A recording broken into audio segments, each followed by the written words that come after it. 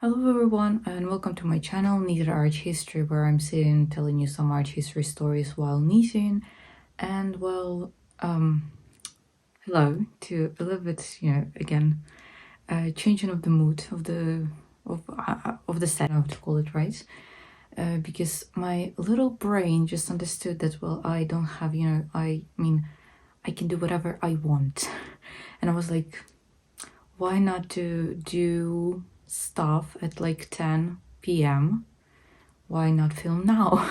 Because I have some kind of insomnia a bit, and well, not some kind of, there is different insomnia, I don't know, but well, basically I just can't fall asleep. And well, yes, so here we are in this little bit more like intimate atmosphere. And I'll be trying to talk a little bit also not so loud, because I don't want to wake up anyone. Welcome back to another video. And so today we're gonna be talking about another actually pretty exciting artist. As you already saw by the name of the video, today we're going to be talking about Alberto Giacometti. So he is a artist and a sculptor.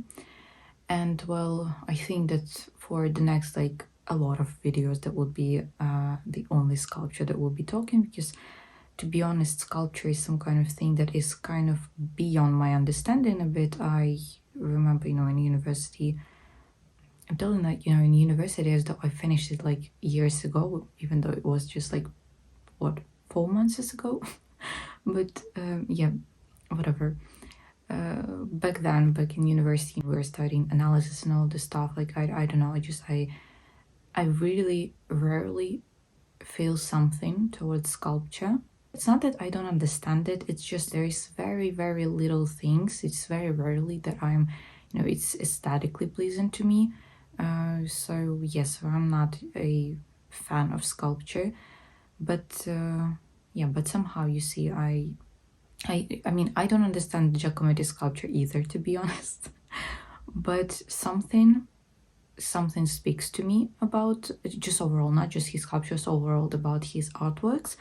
And well, I will be mentioning about this when we will get deeply there. So yeah, so I'm actually, I'm sitting. I actually took the knitting, but I'm sitting and I'm really fighting myself inside, because I don't know, I just have such a shitty mood for the past week. I mean, as all of us have.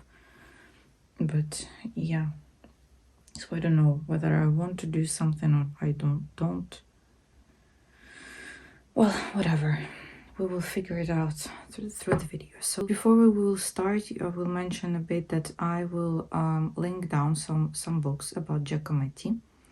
One of them actually I pretty much recommended. I mean, I haven't read it like fully myself, but I took some bits about his early life from this book, and it's about like his art. It's more about the psychology, more into this psychoanalytical side of things, because I didn't actually check whether this woman that wrote this book, she's whether she's an art historian or she's a psychologist, but she was this is like basically his biography, so I really recommend it. And the next one is well, traditional, the biography about James Lord, the biography of Giacometti. And also I will link down a movie, how actually I found out about Giacometti. I was wandering around just one day like years ago, and I decided to go to the cinema, so this movie, and I was like, not the movie, saw the poster and was very interested. Okay, what is that? And so I got there. It was it was a very good movie. It's called The Last Portrait, with Jeffrey Rush and with Armie Hammer. So I will not put any thoughts on him here, because this, I don't want this channel to be like this. But I mean, the only thing that will say that I am more of the side of the people who believe that it actually might happened, because I was not following the thing, so I don't know whether it was proven or not. But if it's proven now, I'm not surprised. But yeah, but overall it's a very, very good movie, because well, the producer or the director, I don't remember, it was Stanley Tucci, and he made actually a very good job about this. And overall the movie, just in terms of the picture, and the term of the subject and all of that. And Jeffrey Rush made actually an amazing job playing Giacometti. So I actually very, very recommend you this movie, despite having one of the actors that is under the question. All of the other actors, they actually did very great. And overall, you see the set, they made everything actually great. So you would look at the old photos, you would see how amazingly they recreated the workspace of Giacometti, his house in Paris. So really, really recommend you. But I mean, I will list down everything in the description. He was born in 1901 in Switzerland in a family of artists.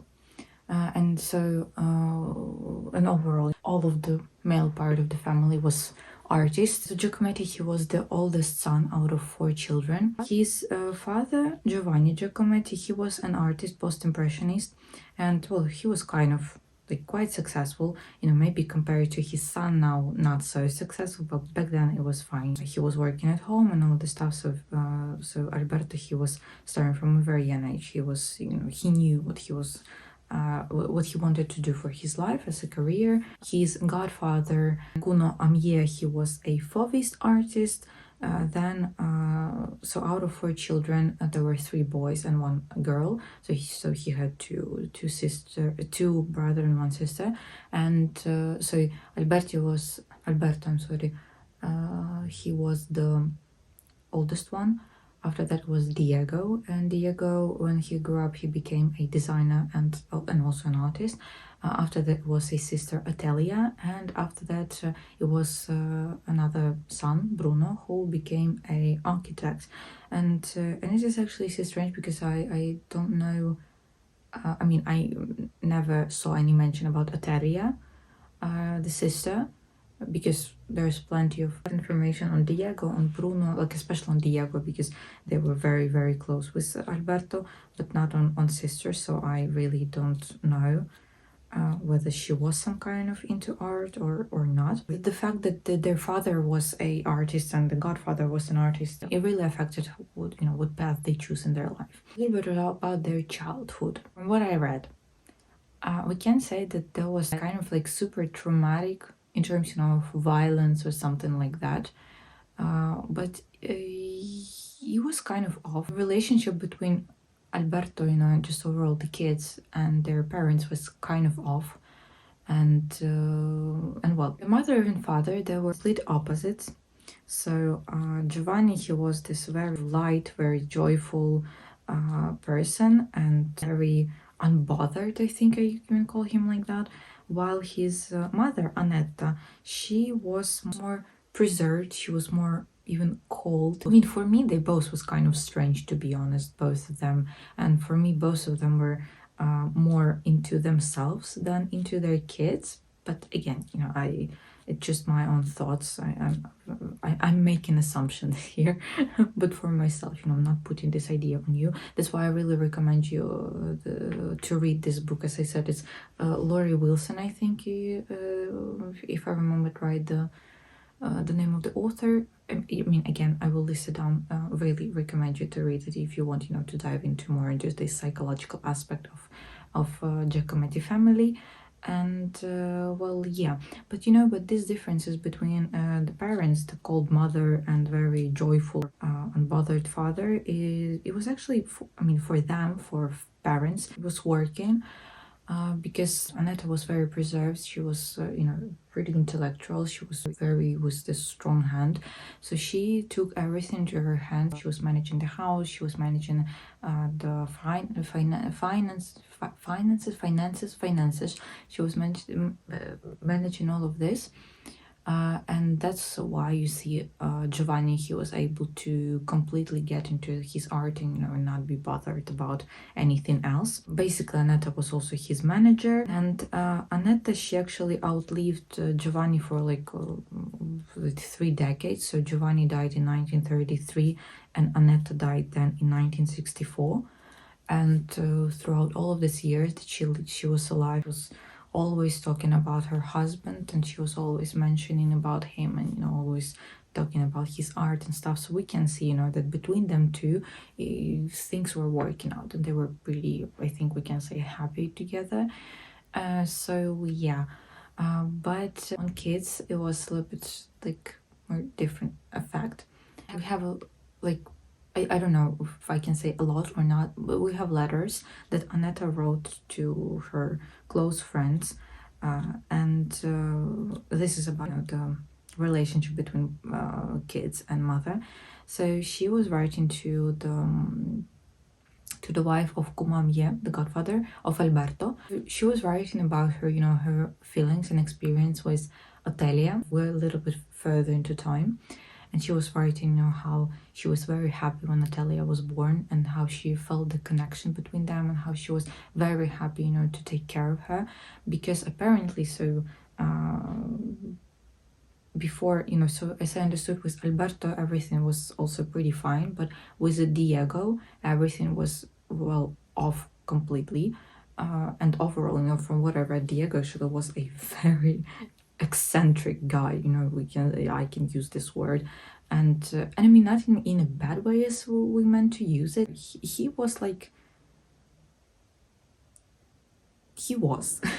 Well, apparently when Diego was a little boy, he really didn't like his fingers, and he willingly put his hand into some kind of working machine. This machine would crush his fingers. I mean, so he did that. It obviously crushed his fingers. The guy did not react, didn't have any tantrum and something like this, was completely fine. I mean, obviously bleeding profusely, or, and obviously, people saw this, they were like panicking, they got him to the doctor. The doctor like made an operation on him without anesthesia, and it was said that while the doctor was doing the surgery, the little guy didn't make any noise, any sound, so he was just like completely off. So I read the story and I was like, oh wow, okay, that's interesting, that's very interesting. So, and Annetta was writing in these letters about how she was happy about Otelia, and how she was I'm sorry, this little kid, this little girl, she was affectionate to her mother, and how different it is to how Diego was, because apparently Diego also was a pretty hard, well, not hard, I don't know what word to use it, but I hope you understand what I'm trying to say.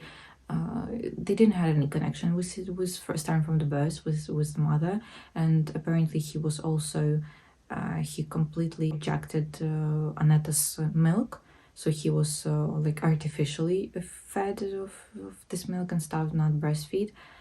So yeah, so this is why maybe Annetta, didn't feel any connection with him also, because, well, I don't know. We're not gonna dive into this psychoanalysis and all of this stuff. Also in the letters, she would write about how Otelia is so nice and sweet and kind and all stuff, and how she's happy about Otelia. And every time she would write about the boys, she would always mention that these two bad boys, did this or that, because at this point of time we just have 3 kids. So Bruna is on the way. Obviously, this type of relation, all of this led to the point that boys were more drawn to their father, because it was like father was a good cop, mother was a bad cop. The situation was like that, and Annetta was actually writing about this starting from a young age, like Alberto and Diego, they were always more calm when Giovanni was near them,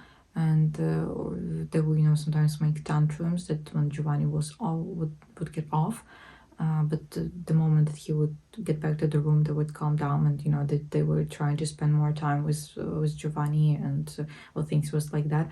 And Alberto Especially he actually was, he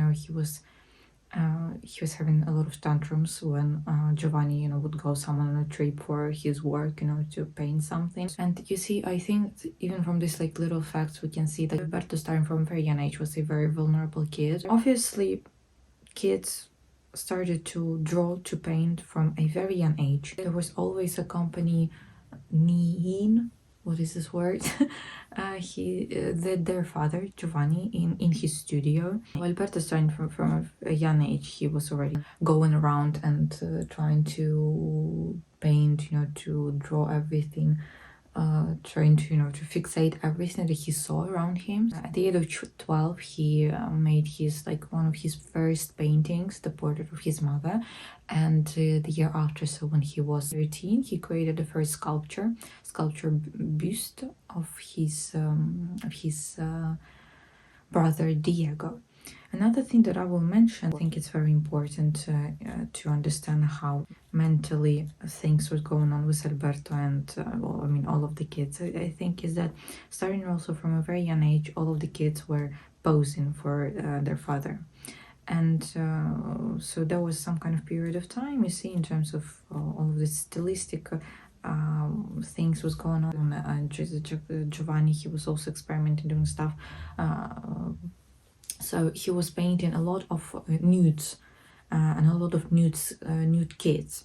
I know I said this kids was his own kids. I mean, he had like 3 at this point already, 4 kids.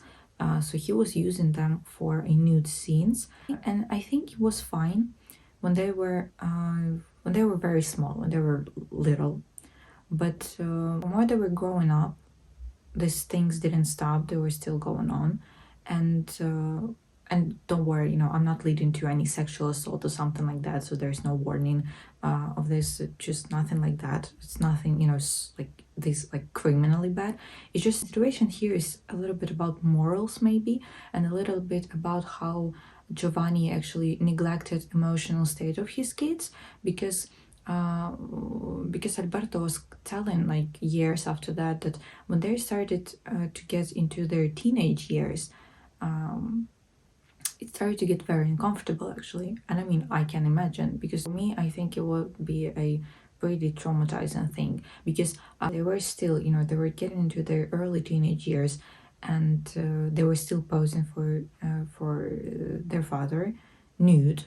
I think it's not a very, like, don't know even what word to use here, to pose naked with your brother or with your sister. Whatever we are trying to push now at this period of time, that all like body positivity and all this stuff. I mean, I do understand Giovanni, Alberto really well, because I mean, you can do whatever fits you perfectly, right? But I know that for me, for example, I really feel myself uncomfortable in these questions, and I really don't like, and I really don't think that it is normal to go around naked even in front of your kids. I would be very, very uncomfortable to see like my parents naked, especially when I was a teenager. I understand that it could really be a pretty traumatic experience in terms of their like emotions. And they would not just stand like near each other. Also, they would sometimes, Giovanni would put them in a pretty intimate, but again, nothing dirty. I mean, intimate is just they would be very close to each other, or they would need to hug each other, or they was stand in a very like uncomfortable pose, but again, leaning on each other. So and let's not forget, especially for boys, that it's a very strange time in terms of their sexuality, in terms of what's going on with their bodies. And kind of sexual arousal can happen, and completely unintentionally, consciously. And I mean, now it's kind of thing that is not being talked for boys, that is fine. But back then, I can imagine that it was like a complete taboo. So yeah, so Alberto was talking about this himself, that sometimes things would happen, and and that's why it affected him so badly, that we know also that for the rest of his life, the sexual life of Alberto was like not very good. But I will not dive into that. I mean, it was, I think, mentioning, because this knowledge it affects a bit what we can see in his works. But I really think when when someone gets really deep into these themes like that, it's super disrespectful. Again, I have nothing against all of the sexual themes, and I think also I'm in a team of people who think that we need to talk about this, right? But we also need to give people the right to choose whether they want to speak about this or not, because also pushing this agenda that you need to be this like open about everything, it's also not right, I think. So yeah, so I don't want to get into this theme. I don't want to do anything. It just was mentioning it just was worth no, yes, worth to mention that things happen like this. There was this type of episode. So I mean, we cannot call it direct abuse, right? But it was kind of pretty like not okay from the side of Giovanni's, that he was not paying attention to his kids' emotions. Because I mean, also I can imagine, the feelings, to sit down naked with your sister. Again, it's when you're like 12-year-old or something like that. And well, again, I really see. I mean, for me, it's kind of problem. I'm not putting this on anyone if you don't think like that. But for me, it's kind of a problem. It's this type of situation when, at one hand, you can really say that they were neglected or something like this. It was just, I think, normal things. There was normal dynamic in the family. Some of the things were done, not catastrophic, but somehow they influenced the kids. They influenced their lives in certain ways. I mean, good thing that none of them turned out to be, I don't know, some kind of killer or something like that. But well, yeah. Sorry, I get too distraught about this theme. Let's move on. So I think you understood what I tried to say. I find a good childhood life, parents was just sometimes with parents was paying more attention to themselves than to their kids in terms of emotions, in terms of respecting their children emotions, private space and stuff like that. I don't want to do anything. I'm sorry. I will just sit and talk with you. So, oh my god, yeah. So in terms of this life that they had, the other things that really influenced Giacometti was so when he was a teenager, early teenager, so like 12, 13, something like that, he opened to himself. So he found out about such an artist as Albert Dürer. It was a German artist, and he was an enormously like amazing oil painter, but mostly he is known for his etching, so also amazing works. And well, yeah, I think a lot of you actually know about Dürer. At least you saw some of his etching, even if you might just not know that it's Dürer, but you definitely saw some of his works. So Alberto, he discovered this artist for himself, and except for Dürer, he discovered for himself Egyptian art. And I will quote one thing here from this book, Laurie Wilson. She wrote that Dürer and the Egyptian culture provided the aesthetic and spiritual lessons Alberto, was seeking. For his first serious work to copy, as Alberto was telling, he chose the word of Dürer. The work was called The Night, Death and the Devil. Yeah, and overall, so he was very fond of Dürer, and throughout his life he would get back to Dürer and he would use him as his source of inspiration. About Egyptian art also, it's not strange why he chose Egyptian art. Throughout his lifetime, Alberto, he was making sculptures, like copies of some sculptures, of Egyptian sculptures, some drawings of different Egyptian stuff. Especially in Egyptian art, he was fascinated about one pharaoh. So it was the pharaoh Akhenaten. I'm sorry about English pronunciation, because in Ukrainian we have it Akhenaton. Akhenaten. Oh my god. I mean, I'm talking about the pharaoh, the meta religion changes. Back then, the beginning of 20th century, there was still a lot of myths about Akhenaton. Oh my god. So he was not studied so good back then. The biography of this pharaoh, fascinated Alberto, and it raised his imagination. And the other thing that, Laurie Wilson thinks that he was fascinated by him is because he made some kind of parallels between him and this pharaoh. Because as we know that oh my god, I can't pronounce it in English. So he became a pharaoh when he was just 12-year old under the guidance of his very strict mother. So you don't have to be a psychoanalytic to see some parallels here, and why he maybe also made these parallels between himself. And another thing also is that back then, it was believed that his wife Nefertiti was his sister. So he got married to, when he still himself was a child, he got married to a 9-year-old Nefertiti. Another thing that he might have made some parallels between him and these things. But you see, about all of this, there are psychoanalytical things, this more on the speculative side.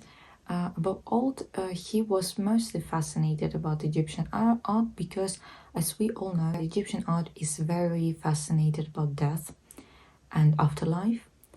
And the theme of death was actually in the life of Alberto Giacometti, like throughout his whole life. I will be telling you about one of the episodes that was, I think I can call it, like the last nail into the coffin of this theme of death for him. So starting from that moment, the death was constantly with him. He was constantly it was these ideas in his head. But from now on, from this period of time, it was fascinating for Giacometti, for Alberto in this young age, because how they were playing with the theme of death. In ancient Egyptian language, the word sculpture is translated as one.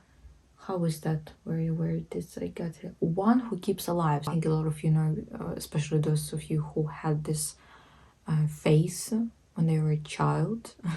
The ancient Egyptian face. You see, actually, Giacometti was a normal child. Just he also had, when he was a teenager, the ancient Egyptian face. Why I started? I started about sculpture. Yes, throughout the development of Egyptian art, they tried to make this buste the most as much realistic as possible, because after the trial of their souls, they believed that the soul will come back and it needed to find its owner, and this is why they tried to make it as real as possible, so the soul would see that, oh, it's my face, this is me. And I will quote here also Laurie Wilson on that whenever and however he first learned this idea, about aliveness or lifelikeness and stuff, the association of Egyptian art and sculpture with lifelikeness was evident throughout his life, especially at times of loss. Then he got to college. In the college years, again, sorry for this pronunciation, and he was a very good student. Actually, he was one of the top students, and he was very interested. He was fascinated about literature, about history, about sciences. Part of this, he was continuing on painting, on drawing, on doing sculptures, little sculptures and stuff like that.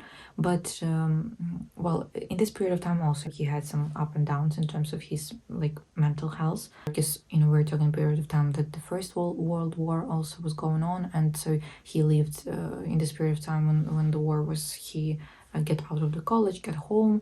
Then he decided that he didn't want to come back to this college and stuff like that. So yes, I think it was like that. There is more about this in the book of Laurie Wilson if you're interested. Yeah, so let's move forward a bit. But talk about death a bit more. So in 1920-21, he was traveling throughout Italy, and it was very needed, very important travel, because in terms of art, because he saw all of this classical art on his own eyes. And the second thing is, well, get into the episode of death. So when he was traveling, he met a guy whose name was Peter van Mers. So apparently back then it was some kind of very famous librarian from the Netherlands. And so they met up while they were traveling, so they were not friends before, nothing like that. And well, something happened, and this Peter guy, he just he died all of a sudden. He just died. And it's sad, you know, a lot of our art historians and art historians who's directly studying Giacometti, they believe that that was a turning point, and as I said, a last nail into the coffin of death. And I think, yes, I have a quote. I remember that I have a quote. So starting from this moment, the theme of death would be constant in the works of Alberto. And I have a quote from Alberto directly. Everything became fragile for me since then. I have never been able to sleep without a lamp, nor go to bed without thinking I might never wake up. From then on, death became a constant possibility for myself and for everyone. It was like a warning. So, yeah, you see, pretty intense moment for Alberto. But you know, it's not his first encounter about with death in his life. That's why I'm telling you it's like his last nail, because apparently, also it's a little bit more on this the speculation side. When he was little, like little when Atalia was when Anata was his mom was pregnant with Atalia, so things happened. Well, a few days before giving birth to Atalia, his grandmother, Alberto's grandmother, she died, and she was also called Atalia. So I think that's that's why they decided to call the girl Atalia also. And apparently it is believed that Giacometti could have actually been there when Atalia was dying, and also when his sister Atalia was born. So he might have, in this very little age, considering how vulnerable and influential this kid was. Influential, he was easily influenced by someone. It might, have had some kind of like dissonance in his head, especially one Natalia died, another was born straight after the death. I think with this fascination about death might have started from here, but again, it's kind of like on a speculative side because Giacometti was pretty young, pretty little. But overall, in terms of art, getting back to art, this travel to Italy was, as I said, a pretty important thing because he saw on his own eyes, first of all, a very vast collection of Italian art. Obviously, if it needs Italian, Egyptian art, Italian art. Obviously, you saw all of the masters of Italian Renaissance, Baroque, and all of this, all of the other styles that was going on, all of the other periods that was going on, and obviously it influenced him as a young artist. And he was studying this, he was trying to copy these works and all this stuff. So he was working on himself, on his skills. Starting from the year 1922, he moved to Paris, and well, he would live in Paris for the next till the end of his life. So it's like 40 plus years, something like that. And just on some summer months, he would get back to Switzerland, to his home house, to get to nature, something like that, I think. But overall, in this period of time, we can see the influence of such styles that were emerging, that were popular as Cubism and Surrealism.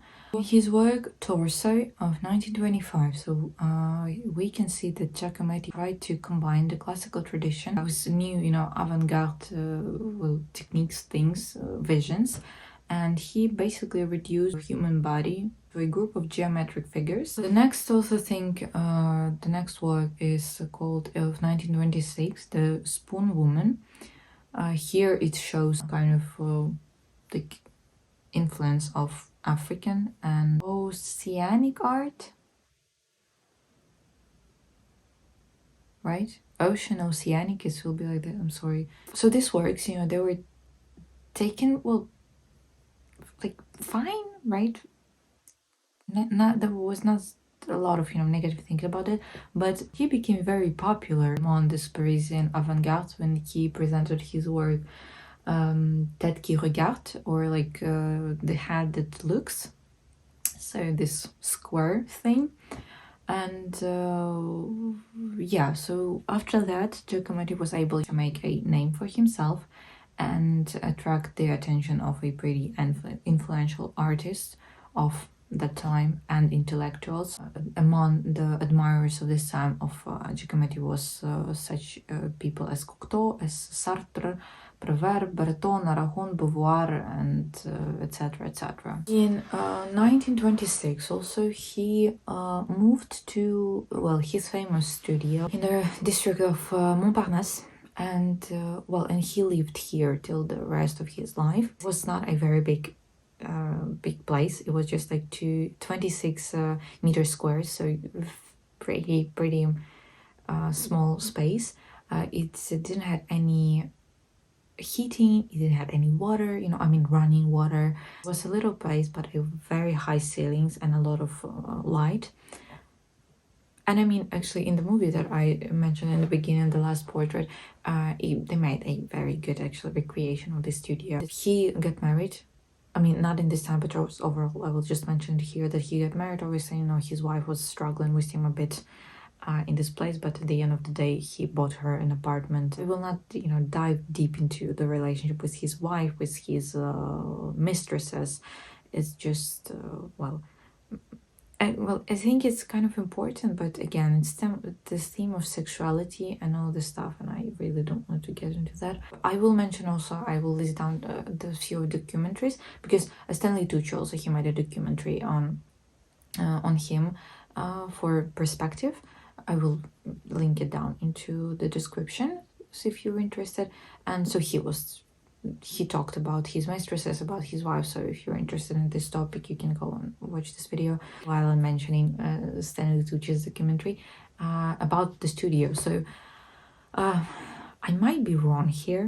When they were filming the movie Last Portraits, like Tucci was telling, they were not able to get into the studio, like actual studio of Giacometti, because now it is a private place, it's a private house. And well, Tucci was filming this documentary, and was standing near the house, and they were filming it, and he was talking the story of all of this stuff. The owner came back, and so apparently they talked somehow, and he allowed them to come in. And oh my god, like I mean, I will really, again, you can go into the documentary and you can see itself. They showed the one of the rooms, the entrance. I will never understand why people are buying houses, which belong to some very famous artists, and then they would completely redo everything. Well, I mean, I appreciate that this house was just painted white and not completely redone, but still, you see, things were redone, and I don't know. I think it's. I mean, if I had so much money that I would be able to buy some kind of very historically unique thing, some kind of studio, I would try, to keep and preserve everything as much as possible, as it was back then in his time. So yeah, so that's I mean, I am in a team of people that like to preserve everything and not change anything. So yeah, so for me it was kind of a little bit, a shocker. So in this studio, Giacometti was working till the rest of his life. He was very fond of, even when he became like very famous already during his lifetime, and he was loaded, he had money, so he was, if he wanted, he would buy himself a very good apartment or even a house or whatever. So he was very good financial, but you see, as all of the rich people have this thing about money doesn't matter, so he had completely the same thing, completely the same perception of life, that money doesn't matter. That's why he stayed in this little studio. And this studio also became pretty fast a very fashionable, how it's right to say. He would invite his friends, acquaintances there. They would come and pose for him, for his paintings, for his sculpture. So we know that philosopher Sartre was there, writer Beckett was there, Matisse was there, the artist Marlene Dietrich also was there. Dietrich, she was actually posing, I think, for him, if I'm not mistaken. But yeah, with pleasure also Giacometti invited photographers to his studio. So we have a lot of photos of his studio, of the working process. So he was very fond of them to capture that. In 1943 then, so years after that, after he became famous, he got back to Switzerland because of Second World War, and there he made an acquaintance with a photographer, Ernst Scheidegger. And so with this Ernst guy, they were friends till the rest of their lives, and we were like very good friends. So as far as I understand, so Scheidegger has a biggest archive of Giacometti's photos and of photos of his studio, of the process and all of this stuff. In 1930s, things were a little bit worse for him. So he wasn't getting paid enough. Well, something like that. To maintain his life, he started to create basically some decorative stuff. He was creating some lamps, some vases, some jewelry, ornaments, something like that. So just basically to gain some money. And actually this decorative stuff became also very popular. So back then also he was mentioned in Harper's Bazaar, in Vogue. His decorative works was going on, in photo shoots and stuff. So pretty nice. I think the success was in that because he understood that decorative art, it was not some kind of lower type of art, as a lot of tend to think, and he respected it, he liked it, and he treated it as equal to this higher genres of sculpture and painting. And sometimes we would see that this decorativeness, some kind of decorative aspects were actually influencing his sculpture, and well, vice versa. In the period of 1925-29, yeah, he was starting to abandoning all of the resemblance with realism. So, and also in this period of time, so I mean, 30s is actually believed to be his in terms of periodization, or his surrealistic years. And so he was working with this very distinctive surrealistic manner in this period of time. I will quote: he was attempting to express unconscious desires in erotically charged works, such as, for example, the suspended ball and Palace at 4 a.m. In this suspended ball, it's like this phallic oh my god, what word to use here, phallic interpretations, something like this. So it was what type of sexual and erotic thing in Palace at 4 a.m. I don't know.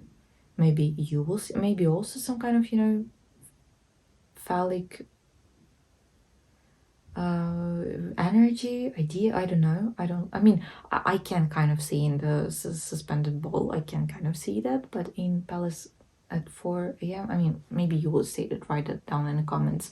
What do you think about that? And I have a quote also from Giacometti that he said that he wrote it approximately something like 1931-32. So he wrote that I can be myself only in objects, in sculpture, in drawing, perhaps in painting, and much less well through poetry, nothing else. Then in year 1933, as I already mentioned, Giovanni Giacometti, his father, died, and obviously it affected Alberto. Another episode was death in his life. In this year, in 1934, he continued to work in this surrealistic manner, and he tried to create this metaphorical composition of on a theme of death and life. And thus we have for example, we have a work, hands that hold in the void, or invisible object, and another one is 1 + 1 = 3. I kind of actually like, you know, the hands that hold in void. I kind of like, but 1 + 1 = 3. It's like, do you remember these creatures that were where it was on Nickelodeon, I think? I mean, I will put a photo, obviously, of this um of these little monsters. I don't know what to call it. It kind of reminds me that. First work with this clear but stylized female form already shows his interest in the movements again toward to realism. In 1935, Giacometti decided, you know, that he would leave surrealistic movement. He would get off of that. You know, he would get different styles, and in fact, he was quite literally just, you know, pushed down of that because he was not following the rules, as we can say, the ideas of surrealism. You know, so Giacometti was too free spirited, maybe, I don't know. He was, you know, too experimental. He didn't want to, you know, to put himself into some kind of borders. So he basically was kicked out of surrealistic movement, and he again started to work mostly with models. His main models in this period of time became his brother Diego and another woman, not another woman, and a model, Rita Guyfire, or Highfire in English manner. And so they were posing for him for like every day. Starting from this period of time, so, you know, they were posing for every day. And the thing that the posing was supposed to be, you know, just for a few days, but it became just a life obsession for the rest of Alberto's life. So he would constantly have people posing for him. The main thing was about all of this is that, like Giacometti was saying, that the goal was not to represent people as you know them, but as you see them. So his family and his friends were sitting for hours, posing for days in his cold studios, while Giacometti, he was seriously painting them or making sculptures out of them, and always redoing things. Always, again, the last portrait, I think it shows a pretty I mean, I believe Stanley Tucci in this, and I believe that he made a good research on that, how he worked, you know, the style of Giacometti's working. So I really suggest you. It's like, you know, pretty comedic, actually, movie. But I will add, I was watching it and I was thinking to myself like few times throughout the movie that, oh my god, if it would be my husband, I really would just, I don't know, I would do something with myself. I mean, it's a disaster to have a husband like that. Another thing that I wanted to add here also is that, you know, he was always like, you know, he was painting, he was redoing his works, he was always not satisfied with what he was doing, and the most he was not satisfied with like the portrait features. He didn't have problems to draw the body, stuff like that, but when it would come to the hat, that would be the process that would like last for days. He would, you know, he would make, then he would repaint it, then he would just throw the canvas, start again, and he always was telling that, you know, his paintings are not finished, which is actually a very, I think, you know, clever strategy for everyone, for all of the critics there. But yeah, again, you see, I have with him some kind of feelings, like it's I mean, I don't think that, you know, I can make a direct comparison with Hammershøi, but still there is some kind of things when you're watching his works, they are strange, way stranger than Hammershøi's work, right? But still, because well, maybe because, you know, he was also not trying to put any type of intellectual thing. I think, you know, he was playing more on his own things, and as I said, you know, the theme of death and life, and he was just trying to explore the life through his works, through his feelings, and, you know, through his feelings that was then made into this painting and made into this strange sculptures. That's why, you know, you need to look at these works with your heart rather than with your head, and, you know, just not try to find anything there. Because you see, after reading, so I mean, I had this information prepared for the seminar in university, but, you know, but I added some kind of like personal things here, so it'll be a little bit more interesting for you. And I really can't tell you that, the knowing of, how he grew up, and, that there was some kind of things like this in his life, and that he was a very vulnerable. I mean, you could clearly see that he's a very vulnerable person, and he is easy influenced, and as a lot of artists are. But I can say that the knowing of his biography more deeply has some kind of changed my perception of his works. So you see, I don't, how to say it right? I really actually can see, the theme of death in his works, actually, which is, I don't know, is it good or bad for me as an art historian. But still, you see, he is one of these artists that I am admiring on this emotional level, with my emotional intellect, and it will be a complete disaster, if he would try. I mean, if you would ask me to try and to analyze his works or something like this, it really will be. I mean, I would. Well, the thing would be like this. I would just be like, well, because again, something in the colors, something in the forms, something speaks to me about him. That's why we're talking about him today. And in the period of the Second World War, in 1940, he with Diego, with his brother, they left Paris on their bikes, but after a pretty brief period of time they came back. But at the end of the day, in 1941, they decided that they need to flee Paris, and they got to Switzerland, to Geneva. Giacometti, he was living in a hotel room, and he made a studio for himself there. And in this period of time, we can see the reduction in size in his sculpture. He explained this decrease in the size by the fact that he wanted to show the real distance from which he was observing the figures. So he was sitting in his hotel room, right? He was sitting next to the window, and he was, just looking at people that was walking around, and he would just create this the pictures of these people. So, and obviously, when you're sitting on the higher level, the people down there will be in these small sizes. He wanted to show just the figures without any detailing. The main aspect, the main attention needed, the main focus. He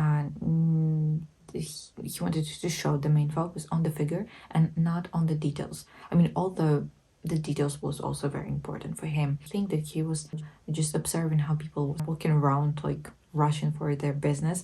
It influenced him to create his next sculptures that actually right now I think is like the most famous thing. This is like the first thing that comes in mind when you are thinking about Giacometti. Around 1947, he started to create his famous this thin skeleton-like figures. This new style is kind of transmitted this loneliness, the atmosphere of loneliness, of despair. This frail, this scared bodies he created, the idea was to show to reflect the bodies of these people who were injured, who were hurt in the period, who was starving in the period of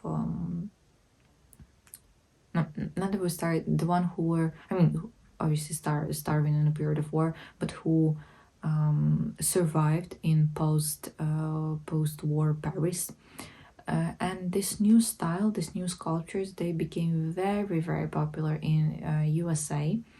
And also he was able to present two exhibitions in 1948 and then in 1950. And also after this exhibition, his old friend Sartre, he wrote an essay about his art, where he described the artist and his work in the context of the existentialist worldview. And in terms of sculpture, he paid a very big attention to people's head, and especially their gaze, because our whole life is getting in front of our eyes, basically. That's why he was always focusing more on his on the eyes of the model. And plus, I think it's, you know, it's the old fascination with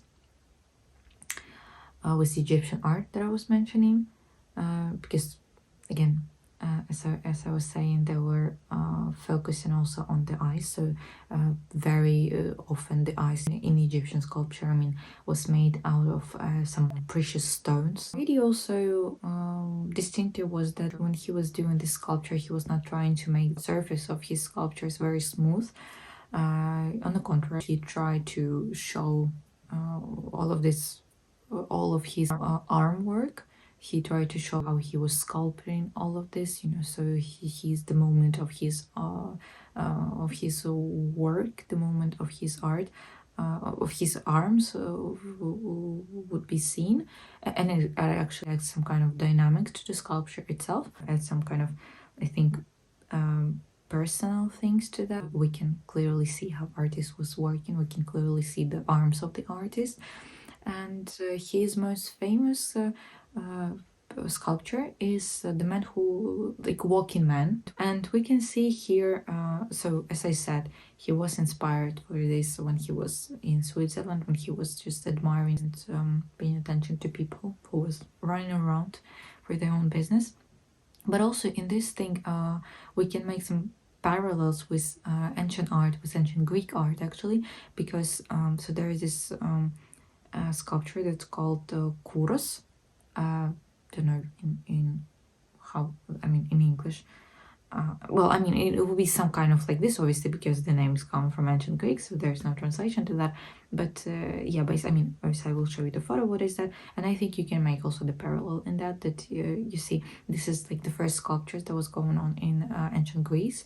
So this was the first time, you know, the ancient Greek was like, you know, discovering the composition, discovering the you know, how to place all of these figures and stuff. And there was, you know, first attempt to dynamic in sculpture. So very distinctive and very important, you know, step of development in ancient Greek art. And I think, you know, again, as I said, we can see some kind of resemblance into these two works, whether it was intentional or not. But I mean, I think it won't be any surprise, because we know that he was fond of and he was fascinated about ancient art. So I think if he was fascinated about Egyptian art and he knew about Egyptian art, he obviously was also in touch with ancient Greek art. Then in 1950s, 1960s, so he's created a series of paintings that art historians call them a series of black paintings, because he was using achromatical colors.